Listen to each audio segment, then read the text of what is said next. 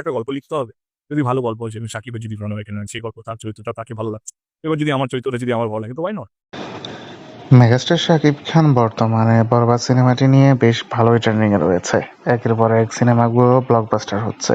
এর আগে তুফান সিনেমাটিও কিন্তু বাংলাদেশের পাশাপাশি ভারতেও বেশ ভালোই করছে। অন্যদিকে এবার দেবও বলছে সামনে শাকিবের সঙ্গে কাজ করার ইচ্ছা রয়েছে। এমনকি তিনি বলেছেন, শাকিব যদি পছন্দ করে এবং আমি যদি পছন্দ করি এরকম স্ক্রিপ্ট যদি কেউ বানাতে পারে তাহলে অবশ্যই আমরা দুইজন তো কাজ করাই যায়। অন্যদিকে শাকিব খান নিয়ে আরো অনেক আলোচনা করে।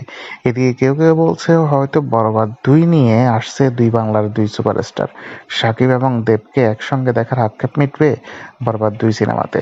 বরবাদ ১ ইতিমধ্যেই কিন্তু আগের যত রেকর্ড আছে সব রেকর্ড ভেঙে দিয়েছে। নতুন করে ইতিহাস গড়তে যাচ্ছে বরবাদ। এবং কি এই সিনেমা দিয়ে মেহেদী হাসান হৃদয় অভিষেকেই ছক্কা হাঁকিয়ে দিয়েছেন।